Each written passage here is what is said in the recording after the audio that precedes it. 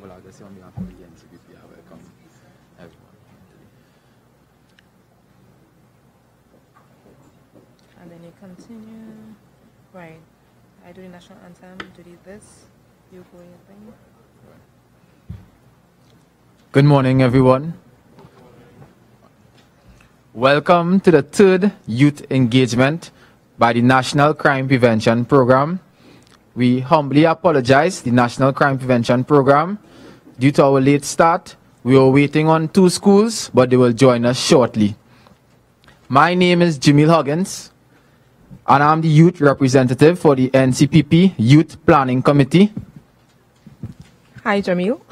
Welcome. I'm Alana Harry, and I'm the program manager at the Division of Sports and Youth Affairs. I'm also your master of ceremony for this morning. Yeah? So, to begin our proceedings, we will now have a safety briefing by Mr. Dion Boris, of the Occupational Health and Safety Officer. I welcome on stage Mr. Boris.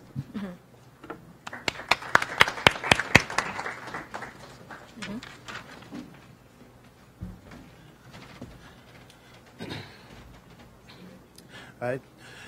Good morning, ladies and gentlemen. Good morning, young men and young women. Welcome to the Division of Community Development, Enterprise Development and Labor. My name is Dion Burris, right, and I am the safety officer assigned to this division, and I'll be doing the safety brief and housekeeping announcements. So please listen carefully. Today, there will be no planned drills scheduled for today. So in the event the alarm is activated, please remain calm. There are 2 means of escape provided. The first means of escape is through the main entrance. From there, persons will proceed down the staircase in an orderly fashion. Right, and you will continue to go down there until you meet the ground floor and wait in the courtyard. While doing so, persons must not use the elevators. I repeat, persons must not use the elevators as a means of escape, only the staircase. And from the courtyard, you'll proceed out into the car park area, and from there you'll head in a northerly direction, and you will assemble at the muster point located right after the food parlor, and you will wait there until further instructions. The second means of escape is at the back of the hall. From there, you can proceed down the staircase onto the ground floor. You'll take a left, and you will encounter a passageway on the northern side of the building. You proceed there, and it will lead you straight out into the car park area. And from there, you head in a northerly direction and assemble at the muster point and wait there till further instructions. As for housekeeping, the washrooms, they are located at the exit or at the entrance, the last entrance at the back of the hall. Right, from there, you will encounter the male washroom and the female washroom. So they are located on my right, or it should be to your left. Right, and you will meet the male washroom and female washroom. All right, so that brings us to the end of the safety brief and housekeeping announcements, and I do hope you have a safe and productive day. Thank you.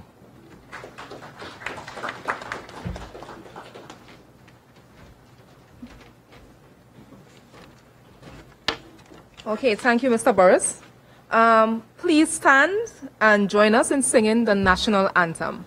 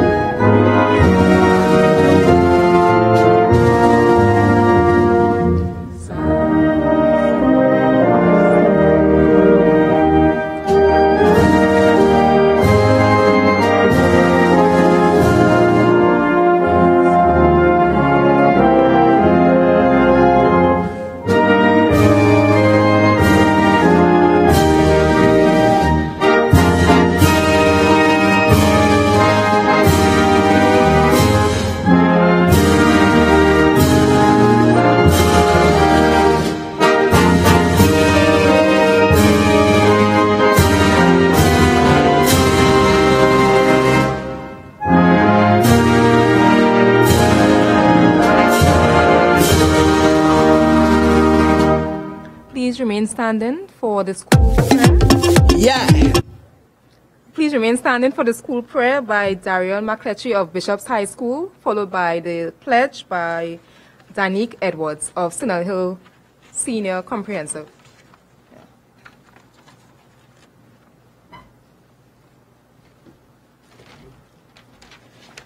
Good morning, everyone. Bow our heads and close our eyes, please. Praise be to you, Almighty God, creator of the universe and all that is in it. We thank you, O Father, for the opportunity which you are giving us to increase our knowledge. May your divine grace enable us to study hard and use what we learn for the good of our fellow citizens. We pray that you will free us from selfishness, lust, greed, anger, and hatred. Warm our hearts with love, fill our minds with understanding, and strengthen our wills in the face of difficulty. Help us, O Father, to make our beloved country of Trinidad and Tobago the kind of place you want it to be. A place where human dignity is respected, where equal rights are accorded to all citizens, where hard work is encouraged and rewarded, and where you, O God, reign supreme. Amen. Good morning, everyone. The National Pledge. I solemnly pledge to dedicate my life to the service of God and to my country. I will honor my parents, my teachers, my leaders, and my elders, and those in authority.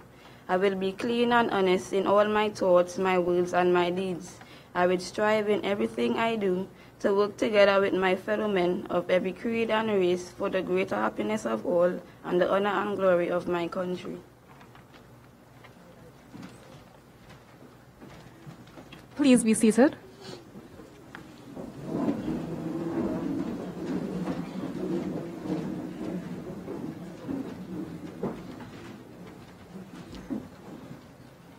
For everyone whose seat is facing this area, you can turn it around to face the stage. Thank you.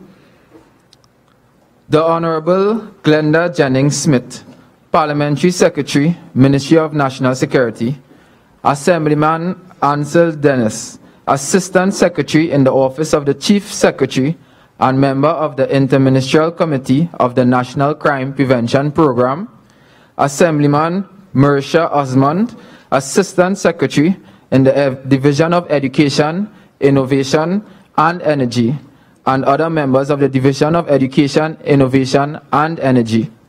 Assemblyman Shamari Hector, Assistant Secretary in the Division of Community Development, Enterprise Development and Labor, and other area representatives of the Division of Community Development, Enterprise Development and Labor.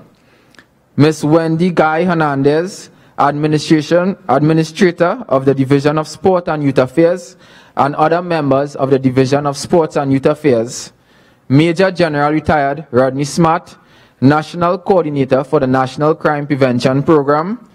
Ms. Cheryl St. Louis Felix, Manager, the National Crime Prevention Program.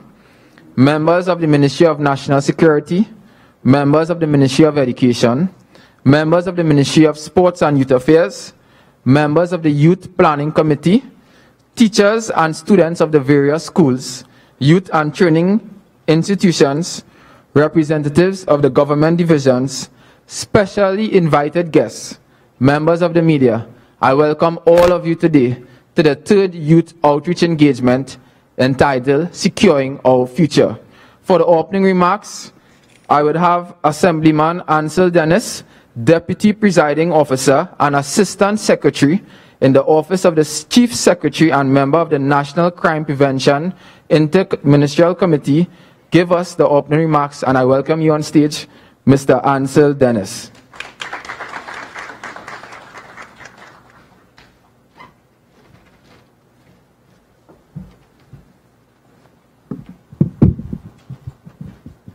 Thank you very much.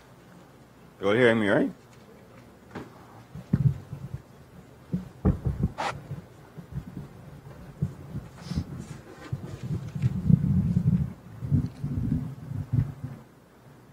Thank you very much. Of course, allow me to recognize the Honorable Glenda Jennings-Smith, Parliamentary Secretary in the Ministry of National Security, my colleagues in the Tobago House of Assembly, Assemblyman Marisha Osman, Assistant Secretary in the Office of the Chief Secretary with responsibility for education, Assemblyman Shamari Hector, Assistant Secretary in the Division of Community Development, Enterprise Development, and Labor, of course, the National Coordinator for the National Crime Prevention Program, Major General Retired Rodney Smart, Manager of the very said program, Ms. Cheryl St. Louis, Program Manager in the Division of Education, Innovation, and Energy, with specific responsibility for Youth Affairs and Sport. No, let me correct that. Program Manager in the Division of Youth Affairs and Sport. My apologies. Of course, other members of staff of the Tobago House of Assembly and the Ministry of National Security, members of the media, specially invited guests. Good morning. Let me say that again. Good morning. And of course, special recognition to all the young people in our midst, students representing all the secondary schools across Tobago, and of course those representing other organizations. Give yourselves a round of applause this morning. And of course the question can be asked, why are we here? Ask the person next to you, why am I here? Yeah. And I personally think this morning it's about two things.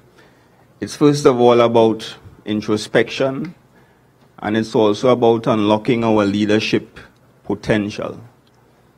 Introspection because I think when we evaluate our society in Tobago, in our respective communities, and of course nationally as a country, I think we ought to admit that we are in some serious trouble. If we were to simply look at the crime rate, specifically at the murder count, we are already at over 60 murders, and we are still in the second month of the year. If you were to look at the last 3 years, we would see that there is a significant increase in the amount of crime taking place, both nationally and of course here in Tobago. And therefore we ought to be concerned as young persons, and even as seniors living in this space called Tobago or Trinidad and Tobago. And therefore, when we do the introspection, we recognize, first of all, that there is a leadership void. And I want to suggest to us that the leaders are not only those we tend to identify as leaders. The leaders are not only those dressed in jacket and ties, operating in the high positions in society. The leaders are not only the Prime Minister or the President or the Ministers of Cabinet, Members of Parliament, members of the Tobago House of Assembly. The leaders are not only the pastors and priests that preach on Sunday mornings in your respective churches, but I want to suggest to all of us that wherever you may operate, even in your respective capacities as students in your schools, all of us have the capacity to lead.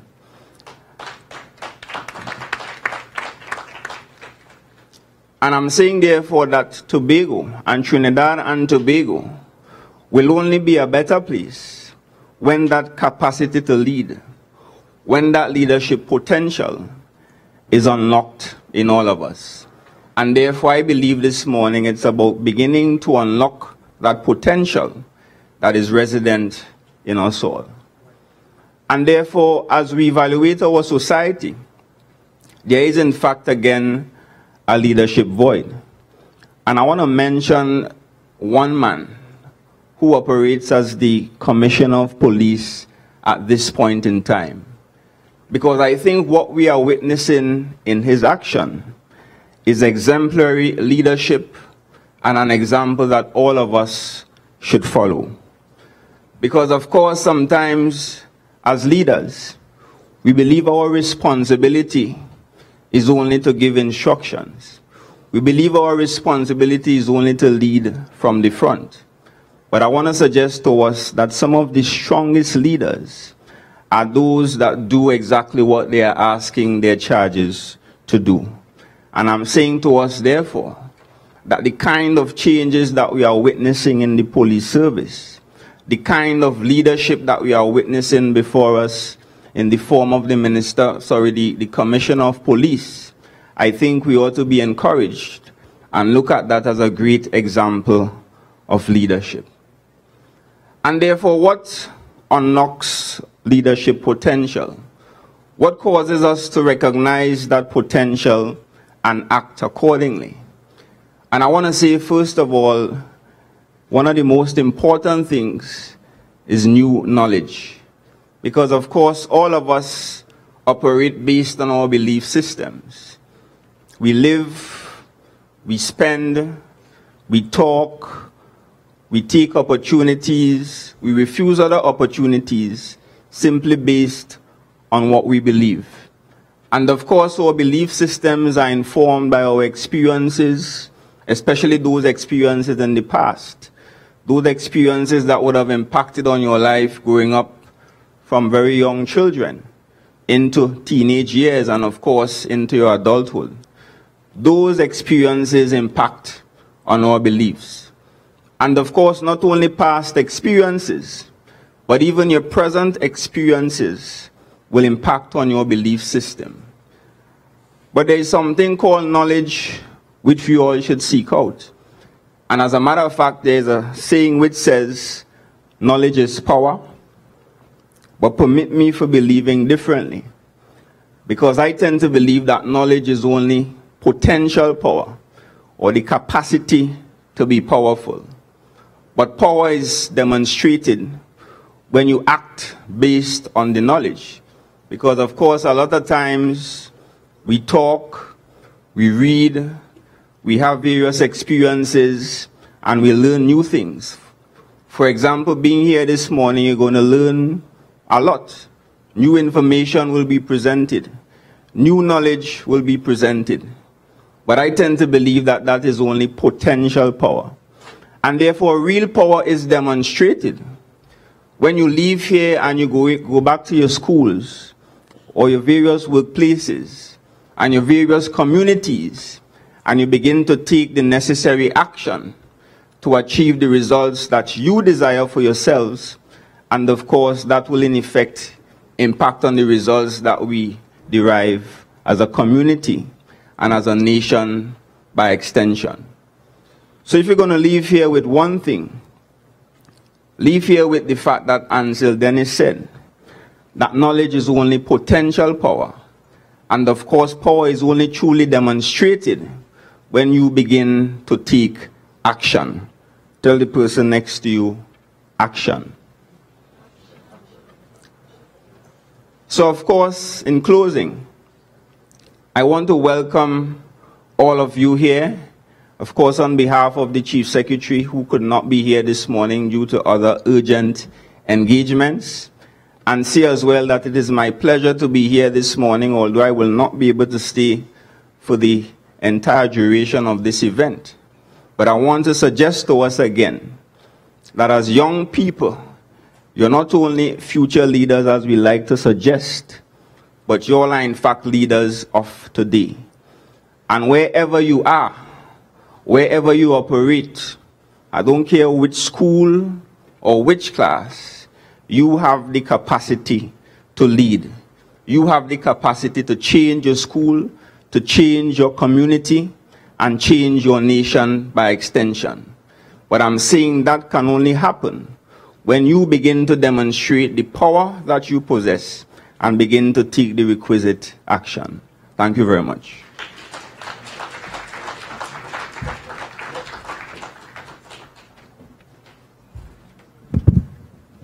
Wow, another round of applause. Wow.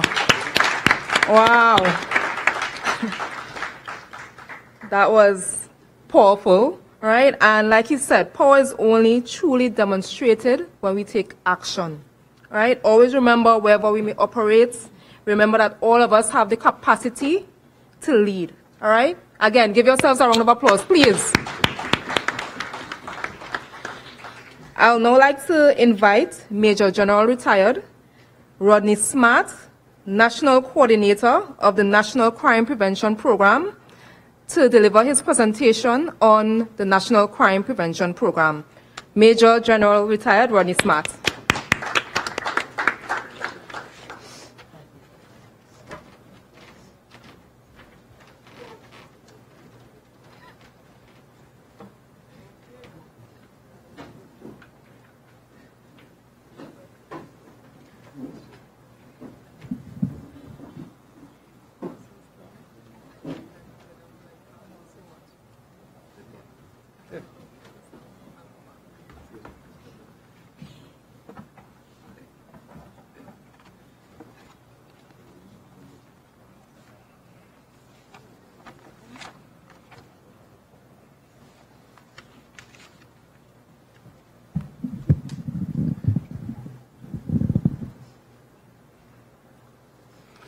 Good morning, everyone. The protocol list having been established, I will ask your permission to just abridge it. The Honorable Glenda Jennings-Smith, Parliamentary Secretary in the Ministry of National Security, Assemblyman Ansel Dennis, who I like to say is our rep on the Interministerial Committee for the Tobago Community Crime Prevention Council, and of course, a very inspirational speaker. One I always admire when he speaks. I never see a piece of paper. Thank you very much for your warm words, encouraging words. Other distinguished assemblymen,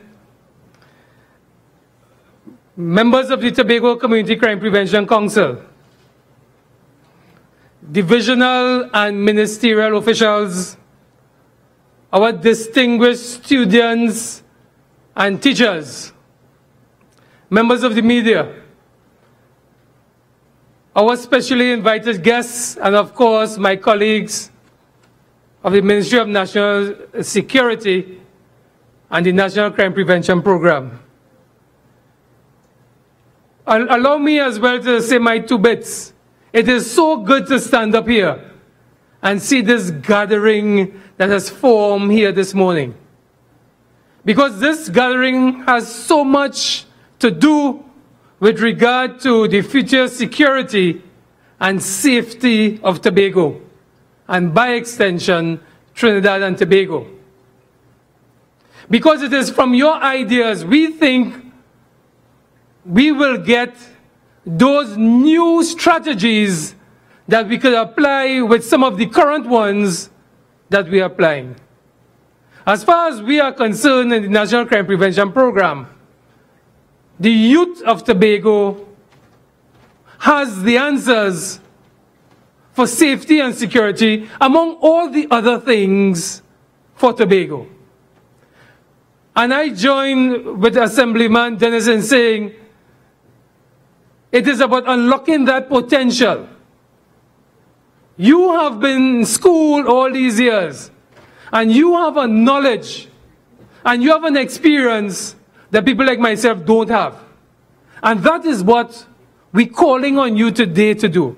We felt we could not go forward in planning crime prevention if we didn't hear from the youth. And today, that is why we ask you, we invited you to come with your teachers so that we get the best minds in Tobago around a problem we've been having in our country. So today I invite you to be really participative. Make this an interaction where you feed off the ideas of each other and you put to us ideas that we could implement. Having said that, I will now do a short presentation. I will abridge the presentation given the time that we have as well. So here goes.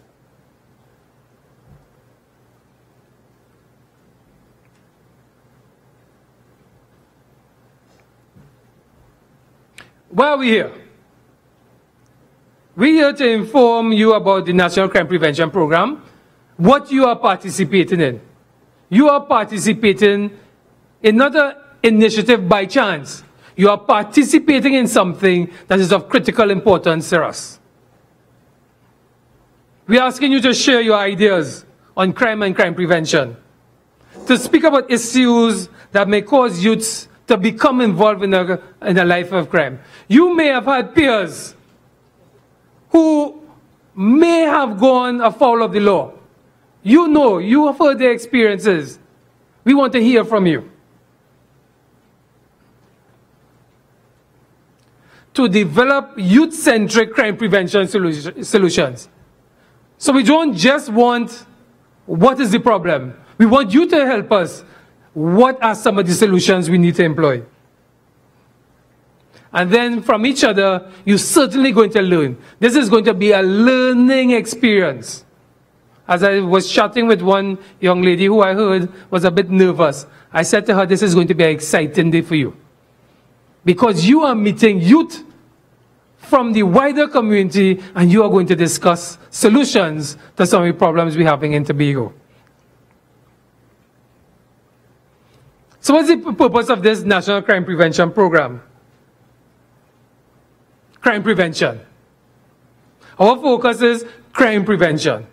We recognize that in dealing with crime, in reducing crime, you have to spend some energy in crime prevention in an integrated manner. While the police commissioner is dealing with crime fighting, law enforcement, some bodies must be dealing with crime prevention. And we have groups already doing that. And what the National Crime Prevention Program is doing is bringing these groups together so that we act cohesively in dealing with the problem. So we speak about the whole of government and whole of society approach. And you could see yourself in there because you are part of the whole of society. You are bringing your ideas and solutions to us. We wanted evidence-based, and hence the reason why we're collecting this data from you. We don't just want to deal with what we think. We want to hear from you and try to, as much as possible, implement your ideas. And it's action-oriented. Action. Not just talking. It's about developing things that we could implement. So what's the goal of this outreach engagement? Why are we here today in particular? We hope to empower you to work together, to better identify and understand some of the root causes of crime, to hear it from you, to share the ideas around, to encourage young people to develop and implement solutions that will reduce crime. Not just to speak about it, but to ask you as well, having come up with these solutions, help us implement them in Tobago. And in Tobago, there's something called the Community Crime Prevention Council. I'll speak about that shortly.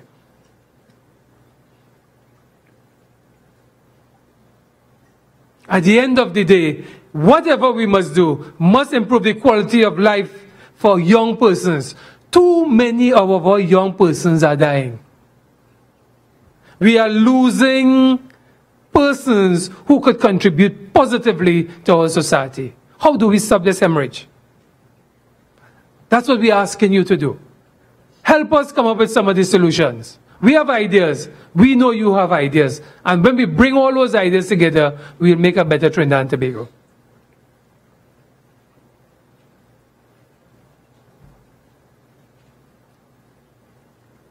So the strategy.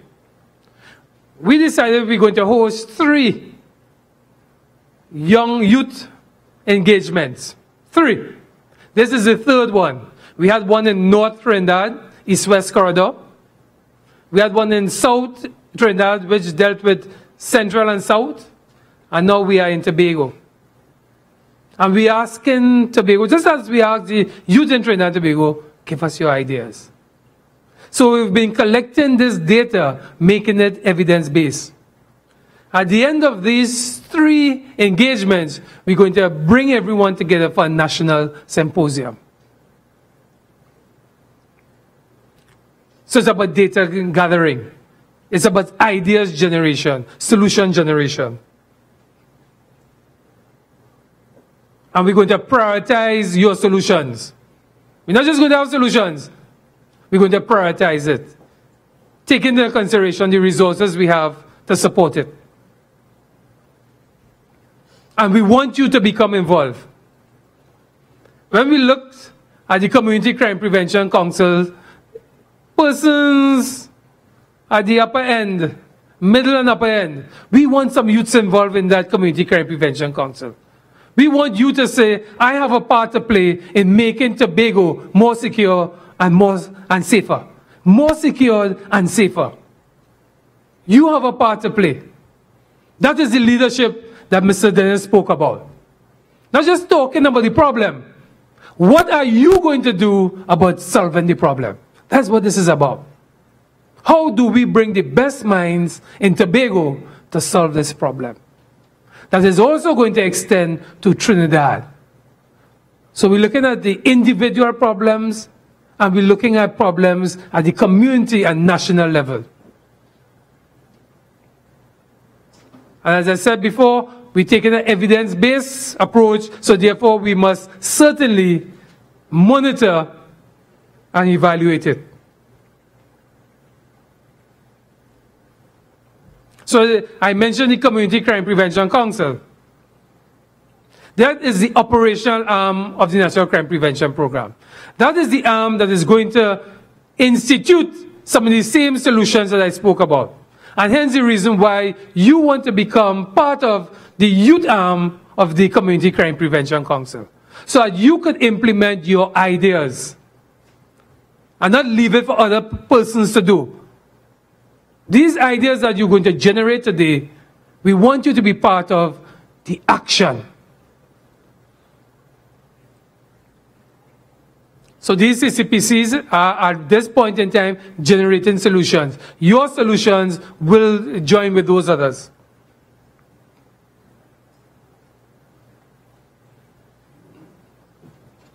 So they comprise a wide cross-section of individuals and organizations, taking a whole of government, a whole of society approach. And these are some of the organizations and institutions. Youth organizations, community residents, faith-based organizations, members of the business community, non-governmental organizations, and representatives of government organizations. And some of that representation is here in front today. And if I could ask you to join with me and giving our members of the CCPC a round of applause. Thank you for coming. These are our residents, our faith-based organization representatives, etc., who have devoted their time to making Tobago a safer and a more secure space. Very commendable, I thank you.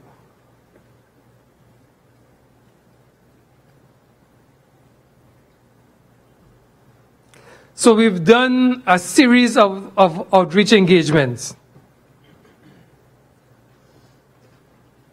They're all there. Starting in Tobago East, that was the first one we had. We entered Tobago West, Chaguanas, Diego Martin, San Fernando, Port of Spain, and then those 3 youth engagements, this being the 3rd one. So you're part of something that is happening throughout Trinidad and Tobago. You're part of Trinidad and Tobago history. When Trinidad and Tobago history is written about how crime was changed, the prevalence of crime, part of the story would be this. You are part of the history today. So it's being implemented right now in 3 communities.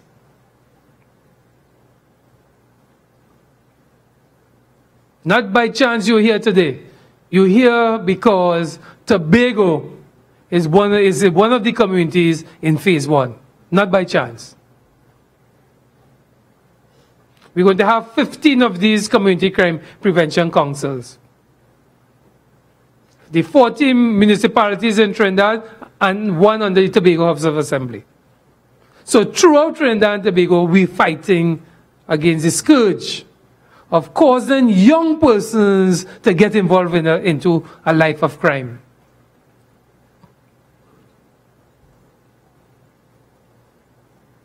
And these are our principal partner organizations. Tobago House of Assembly starring. Couldn't do it without them. And I want to say thanks to the Chief Secretary, who is the leader of the Community Crime Prevention Council.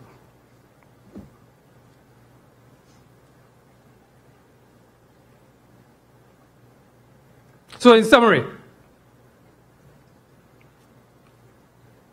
the National Crime Prevention Program will focus on crime prevention issues, including preparing you to make our country safer and more secure. We are establishing this Community Crime Prevention Council, one already established in Tobago. It's going to operate throughout the length and breadth of our country.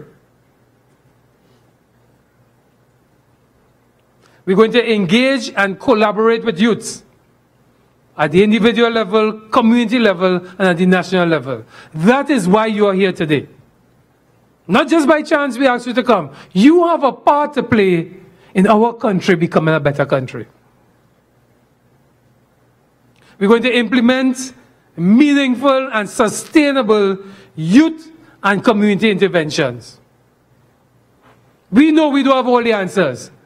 We know that we will get better and deliver a better product if you give us some of your ideas. And we bring your ideas together with the youth from Trinidad, North Trinidad, South Trinidad.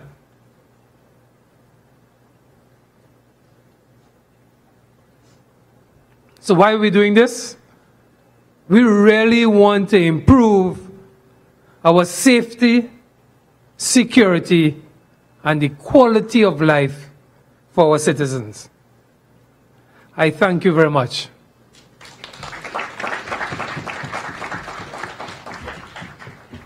I will just quickly shift now to how we're going to do today.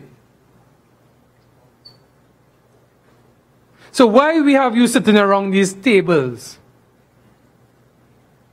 There's a reason why.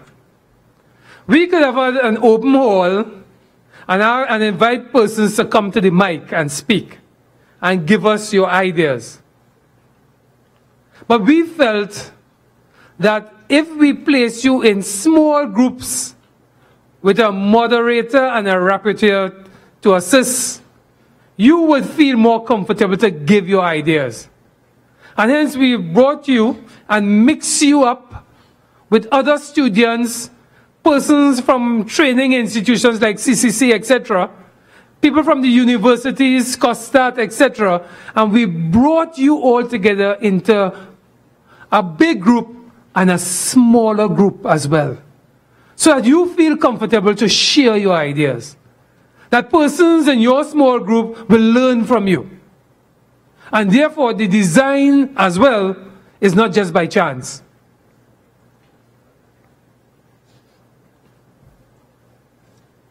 So roundtable discussions are going to start soon. And we're going to look at 5 areas or 5 domains. 5 what we call criminogenic domains. And these domains are, what are some of those things, those risk factors that cause individuals to get themselves involved in a life of crime? You know that. At the family level as well. What are some of the challenges at the family level? School, your peers, how have peers influenced others and your community? So we're asking you to look at these areas here and tell us how these have been causing young persons in particular, and you don't have to restrict it to young persons, but young persons in particular, to get involved in a life of crime. And then we're saying to you as well, help us develop some of these solutions. That is why we ask you to join us here today. Please give it your best shot. Bring out some of those thoughts you've had inside of you for ages and wanted to share it. Challenge your other members at the table and let us come up with solutions that at the end of the day we could give to our Community Crime Prevention Council and say to them, with your support, let us implement. I thank you very much.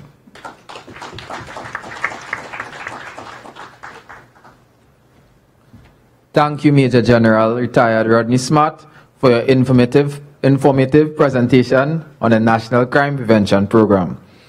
And to highlight what Major General said, it shows that the ideas we all discussed today will be contributed in a positive way for the positive development of Trinidad and Tobago.